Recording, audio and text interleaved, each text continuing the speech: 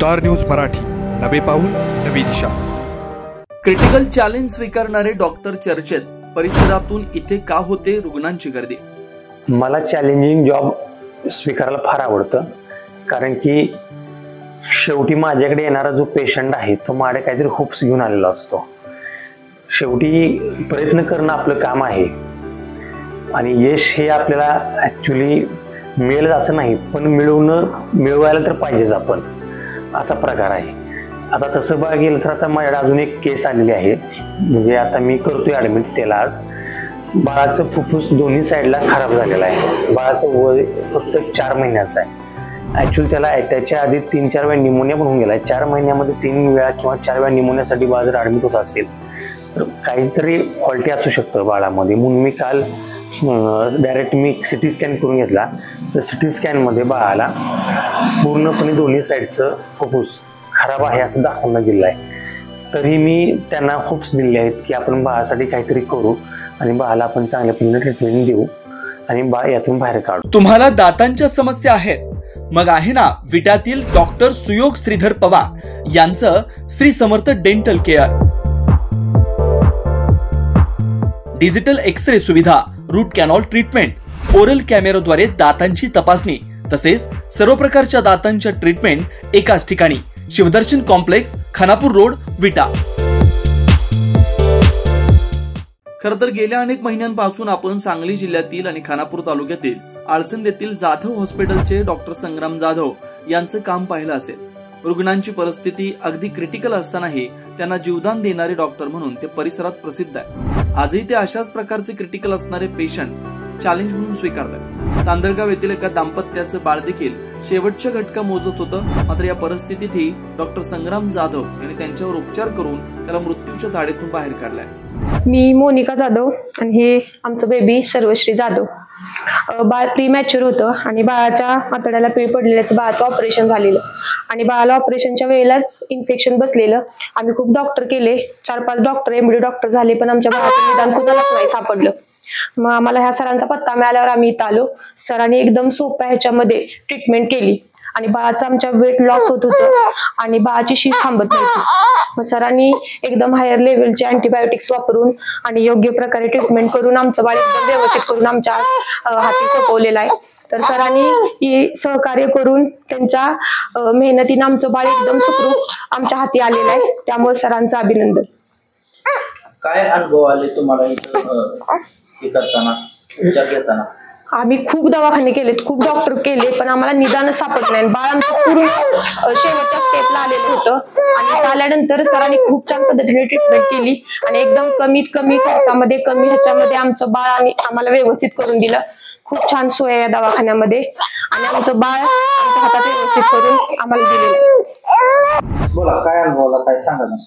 ते बाळ हे 8व्या महिन्यात जन्मलं होतं, त्यांनी त्याचा आतड्याला पीळ पडला होता म्हणून त्याचं सुरेश जाधव सांगलीच्या दवाखान्यात ऑपरेशन केलं। नंतर तिथे 20-21 दिवस दवाखान्यात होते। तिथून पुन्हा पलूसला आणले।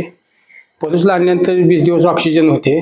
तिथे नुसते आम्ही संडास बिघडले म्हणून रडायचं म्हणून दाखवायला इथं नंतर आणले। मग इथं आल्यानंतर त्यांनी रक्ताचं इन्फेक्शन तपासलं गेलं आणि रक्ताच्या रिपोर्टवरून संडासून ती तपासून चांगल्या पद्धतीने उपचार देऊन मूल तयार केलं आणि व्यवस्थित ट्रीटमेंट केली त्यांची। आता ते चांगल्या पद्धतीने निरोगी आणि व्यवस्थित आहे। यापूर्वी आम्ही याच डॉक्टरांच्या वेगवेगळ्या कर्तृत्वाच्या बातम्या दाखवलेल्या होत्या, परंतु आज देखील त्यांनी हे क्रिटिकल चॅलेंज स्वीकारल्यानं आम्हालाही ते लोकांपर्यंत पोहोचवावं वाटलं। या अनुषंगाने आम्ही त्यांच्याशी बातचीत केली, यावेळी त्यांनी काय म्हटलंय पाहूया। नमस्कार, मी डॉक्टर संग्राम जाधव, एमडी बालरोग तज्ञ आणि न्यूरोलॉजी तज्ञ आहे। मी माझं हॉस्पिटल या आळसंद गावामध्ये डॉक्टर जाधव हॉस्पिटल या नावाने आहे। तसेच आमचं पोलीसमध्ये एक हॉस्पिटल आहे, अंकुर बाल रुग्णालय म्हणून। तर हे सर्वस्वी जाधव नावाचं जे बाळ आहे ते माझ्याकडे गेली बरोबर एक 27 ते 28 दिवस झाले ट्रीटमेंट घेत आहे। तर जेव्हा आले तेव्हा बाळाचं वेट फक्त 2.5 किलो होतं। बाळाचं वय 6 महिन्याचं बेबी आहे ते, कारण त्याचं वेट लॉस हा अति जास्त प्रमाणात होता। एवढा वेट लॉस होता की बाळाच्या अक्षरशः स्किन आणि बाळाची हाडं अशी एकत्र दिसत होती ऍक्च्युली। आता ते आले तेव्हा माझ्याकडे त्यांची मी सगळी हिस्ट्री घेतली हिस्ट्रीमध्ये मला असं जाणून आलं की त्यांनी भरपूर ठिकाणी ट्रीटमेंट घेतलेली आहे, पण योग्य अशी त्यांचं डायग्नोसिस असं काही परफेक्ट बसलेलं नव्हतं आणि ट्रीटमेंट पण पार्ट एवढा काय फिक्स असा व्यवस्थित झालेला नव्हता.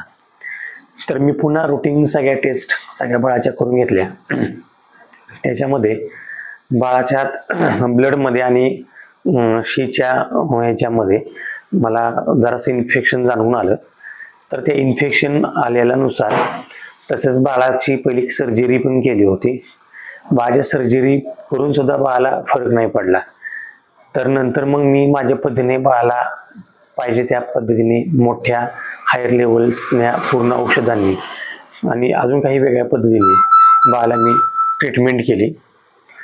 तर ह्या ट्रीटमेंट केल्यानंतर मला असं जाणून आलं की ॲक्च्युली ह्या बाळाला फरक पडेल की नाही याचा विश्वास मला सुद्धा शेवटी बसतच नव्हता.